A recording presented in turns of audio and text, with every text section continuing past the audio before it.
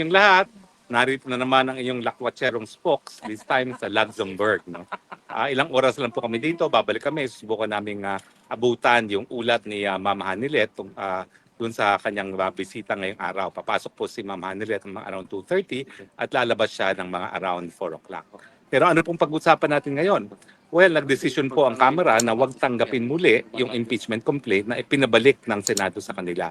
Ano po ibig sabihin nito? Abay, ang tingin ko po, ibig sabihin nito, patay ng impeachment. Bakit po? Well, unang-una, para mabuhay po yung impeachment na yan, kinakailangan sumunod ang Kamara dun sa sinabi ng mga senador sa 19th Congress. At ang pag-uutos ng impeachment court na gaya ng aking sinabi nung nakaraan kong vlog, kapag ang desisyon na ginawa ng impeachment court, walang kahit sinong mga po pwedeng maghimasok. So sa tingin ko, pati Korte Suprema ay hindi po pwedeng maghimasok sa ganyang desisyon. No? So kinakailangan talaga masunod yan. At nakikita naman natin na yung mga retiradong mga magistrado ay agree with my observation na bagamat ito ay hindi nakasaad sa saligang batas, hindi rin siya prohibited sa saligang batas. Ang umiiral ay yung provision sa saligang batas na talagang sole judge ng impeachment proceedings ang ating Senado. So sa akin, pag hindi sumunod ng Kamara Representante at hindi niya tinanggap yung impeachment complaint at hindi siya nagpahiwatig na handa silang ilitis na ang kaso pagdating ng 20th Congress, patay na po ang impeachment complaint. Pero bukod po doon, meron talaga mga issue, no? Tatanggapin at susunod ang Kamara de Representante at nagpahiwatig sila na handa sila magpatuloy no ng impeachment. Ano naman ang aaktuhan ng 20th Congress? Kasi normally, ang 20th Congress, pwede silang umupo muli as an impeachment court, pero kinakailangan mag-convene sila as an impeachment court under the 20th Congress. Dahil nga po, iba na yung komposisyon ng 20th Congress doon sa 19th Congress. So, unang-una, kapag hindi sila sumunod na ipahiwatig at tanggapin nga yung impeachment, no, patay na siya.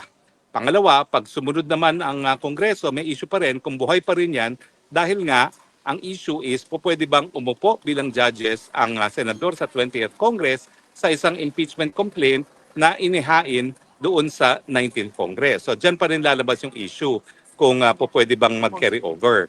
Now, again, no, whether or not yung desisyon ng Senado, if oo or hindi, ay pwedeng mag-review ang Korte Suprema, nakasalalay po yan kung yung desisyon nila ay gagawin bilang isang impeachment court o hindi. Kapag ginawa yan bilang isang impeachment court at nag-decision sila na walang jurisdiction ng 20th Congress, sa tingin ko po mahihirapan ng Korte Suprema na maghimasok. Kasi sole judge nga po ang ang Senado pagdating sa impeachment trials. No? Now, ang pagkakaiba nga po no, ng desisyon ng Francisco kung saan naghimasok ang Korte Suprema ay dahil ang kinuwestiyon namin doon sa kaso ng Francisco ay hindi naman po ang aksyon ng impeachment court. Ang kinuwestiyon namin ay yung aksyon lamang ng mga prosecutors.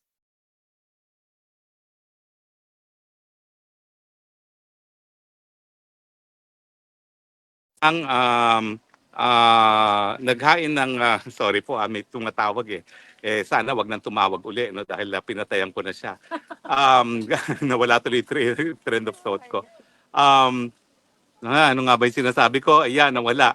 So, yung sa Francisco, ang kinwestiyon namin ay desisyon ng Kamara na maghain ng pangalawang impeachment complaint matapos sa loob ng isang taon lamang. No? At sinasabi nga ng Korte Suprema na that is barred kasi pinagbabawal ang multiple filing of impeachment complaints within 1 year. Now, so una, kapag hindi sumunod ng Kamara de Representante sa sinabi ng 19th Congress na Senado, patay siya. Pag sumunod sila, may issue pa rin. Pwede bang aktuhan ng 20th Congress ang isang impeachment complaint na hinain ng 19th Congress? So, yan po talaga yung issue na dapat ma-review. Pero nga, yun nga kapag ang impeachment court ay nag-decide na wala silang jurisdiction o meron man silang jurisdiction, hindi po pwedeng makwestiyon na po yan dahil sole judge sila.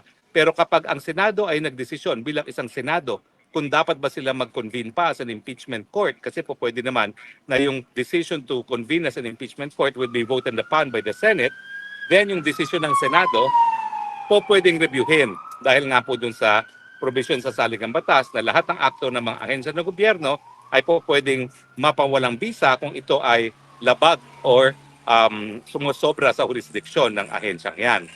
Yun po malinaw po ako yung decision whether not to convert into an impeachment court sa 20th Congress, yun ang po pwedeng ma-review ng Korte Suprema. Pero pag sila nag-transform na as an impeachment court at hindi na napigilan ito ng Korte Suprema, sa tingin ko, hindi na po pwedeng maghimasok ang Korte Suprema. So, ang tingin ko po, by and large, yung hindi pagtanggap ng Kamara de Representante ay pabor kay Vice President. Kasi yung mga kondisyon na sinet ng Senado ay mga kondisyon para nga makapagpatuloy ang paglilitis. At kapag hindi sila sumunod, dedo na, no? Finito. Now, tingin ko ang intention din talaga ng mga senador, kaya sila binalik yan, para magkaroon ng pagkakataon ang ehekutibo, ang presidente na pag-isipan kung talagang gusto nilang ituloy itong laban nito. Ang mensahe po ay malinaw, no? Madudurog ang ehekutibo si Marcos Jr. kung itutuloy itong impeachment trial neto. Unang-una, 18 ang bumoto para ibalik ito sa Kamara de Representante. Malinaw na sinyales na sa 19th Congress, wala talagang numero ang Malacanang. Now, meron bang numero sa 20th Congress? Well, sa tingin ko nga, dahil ni isang PFP, wala namang napanalo ang administrasyon, lalong walang numero sa 20th Congress. At siyempre, alam mo naman, bukod sa pera, bukod sa kasikatan, alam naman ng mga senador ang pulso ng bayan. At tingin ko, malinaw na malinaw sa kanila na wala na talagang suporta ang impeachment. At kung sila magpapatuloy, parang mangyayari sa kanila ay nangyari sa 19th Congress sa ilalim ng Tambaluslos. Ito yung hindi pinaniniwalaan at hindi pinaka-approve na ahensya ng gobyerno. So, ang aking fearless forecast, gagawa rin ng paraan ng mga senador na wag na ituloy. At kasama yan sa kanilang katungkulan. Alam naman natin na itong impeachment ay isang political exercise, no? So, yung whether or not to continue with it, whether or not kung magpapatuloy ang trial na yan, ay decision din ng mga senador kasi sila ay policy makers. At kung sa tingin nila na masama ang patuloy na pagkakahati-ate sa pamamagitan ng impeachment trial na yan, dapat respetuhin natin yan. Dahil kaya nga ipinigay ang katungkulan para maging sole judge sa lahat ng impeachment complaints ang Senado ay dahil sila magdidesisyon hindi lang sang-ayon sa batas, kundi sang-ayon sa anong pinakamabuti sa interes ng taong bayan. Huwag natin kakalimutan yan. No? First and foremost, ang ating senador ay policy makers. So yung decision nila whether not to continue with the trial, ang tingin ko ay kasama sa kanilang katungkulan na itaguyod kung yung pulisiya na sa tingin nila ay nakakabuti para sa bayan. Now, ano naman ang masasabi ko doon sa mga umiiyak na kasi kwanto, nagkaroon ng paglabag sa saligang batas, sa pagre-remand. Well, magdemanda kayo. Tignan natin. Ayaw niyong maniwala dun sa aking paninindigan na ang desisyon ng impeachment court ay hindi dapat reviewin ng kahit sino dahil sila ay sole judge. So kung kayo ay hindi sang-ayon, matagal pa naman ang pagbubukas ng 20th Congress. Sa July pa yan. Magdemanda kayo kaysa ngawa kayo ng gawa. Yung mga antivirus dyan na nagpapapansin dahil ambisyon maging presidente, magdemanda ka nang makita ng lahat na talagang ang dapat maging presidente, alam ang batas. Dahil pag ikaw nagdemanda, tingin ko, sesem lang ang mukha mo dahil i-dismiss lang yan ng Korte Suprema. So go ahead, mag-file ka ng maintindihan ng bayan na kinakailangan naman, bagbat hindi requirement na abogadong presidente, kinakailangan naman alam ang batas. At ang iyong asta ay talaga napapakita na hindi mo alam ang batas. Mantakin mo, sinasabi mo na kinakailangan mag-proceed ang trial kaagad dahil kinagagamit ang word na forthwith. Hindi mo naman maintindihan na ang forthwith naman, nakasalalay yan kung kailan naman sinumite ng Kamara de Representante yung kanilang impeachment complaint sa Senado. Kung wala na talagang oras at patapos na ang Kongreso, paano naman sila magpapatuloy?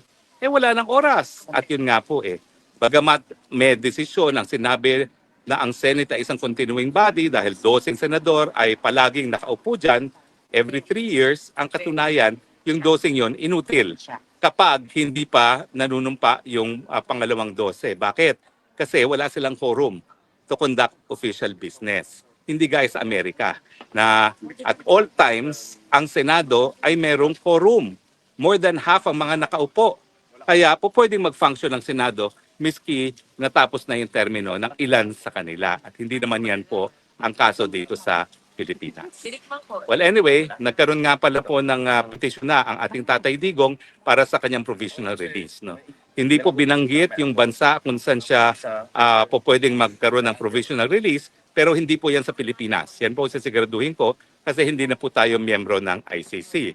Pangalawa, yung mga grounds naman po ay malinaw. No? Hindi na po flight risk ang Tatay Digong. Dahil kung flight risk naman siya, anong gagawin niya? 80 years na yan. No? Pangalawa, wala naman siya sa posisyon na gumawa ng kahit anumang krimen. Aba, ang sabi nung isang anti-Claire sa Malacanang, pag-amin daw yan. Hindi po, requirement lang yan ng Rome Statute mismo. Na sabihin na walang kakayahan ng gumawa ng kahit anong krimen ang isang humihingi ng provisional release habang siya ay nasa provisional release. At pangatlo, siyempre, kauna-unahang pagkakataon po na merong linilitis ang ICC na 80 anyos. At sa tingin ko, kung itong provisional release ay mapagbibigyan, ito ay sa dahilan na siya ay 80 anyos. Meron nga pala pong UN resolution na nagsasabi na mga 80 anyos ay hindi na dapat kinukulong. No? At hindi ko po yan nabasa sa motion ni Kaufman, pero I'm sure dapat yan ipagbigay alam o ipaalala sa ICC na merong UN declaration na yung mga 80 anyos ay hindi na dapat kinukulong. Dahil siyempre, applicable yan kay Tatay Digong dahil siya po ay 80 anyos na. Okay? So bukas po ha, yung mga taga-Europa, mga taga-Hague, tayo po ay magdidiwang ng Araw ng Kalayaan para kay Tatay Digong. Siyempre po, ito ay pagdiriwang ng Araw ng Kalayaan ng Pilipinas at dahil marami sa inyo ay may trabaho, hindi natin nagawa yan sa June 12 mismo. No? Pero hindi lang po ito Araw ng Kalayaan ng Pilipinas, Araw ng Kalayaan din po ito para kay Tatay Digong. At siyempre po, it is on a Saturday, the day before Father's Day. So mga taga-Europa, mga Hague, Germany, yung mga malalapit, even yung mga malalayo, punta po kayo sa The Hague para tayo po ay sabay-sabay na magdiwang. Kasama ko po ang Dragon Lady. Dragon Lady, anong tingin mo sa Luxembourg? Beautiful. We're Beautiful. enjoying. See you. At susumbong kita, nakadalawang margarita na po ang Dragon Lady. Abay, wala pang alauna ng hapon. Happy na siya. Ay, nako, pati ako binasa. Ay, sayang naman yung natapon. Wala, biro lang yun. Siyempre, Nag-enjoy po mas kami dito. masarap ang margarita na natikman na ni Dragon Lady. Yes. See you tomorrow. See you tomorrow. At talagang tayo po ay paglalaban ang kalayaan ni Tatay Digong. At the same time, bibigyan natin ng pagpupugay ang lahat ng ama, gaya ng ating ama ng bayan na si Tatay Digong. At siyempre, ang ating layunin, mapagkaisa ang lahat ng Pilipino, lalong-lalo na dito sa Hague, kung saan narito si Tatay Digong dahil kinakailangan ipagpatuloy ang pagkakaisa at ang ating sigaw ay Bring Him Home! Bring Him Home! Bring Him Home!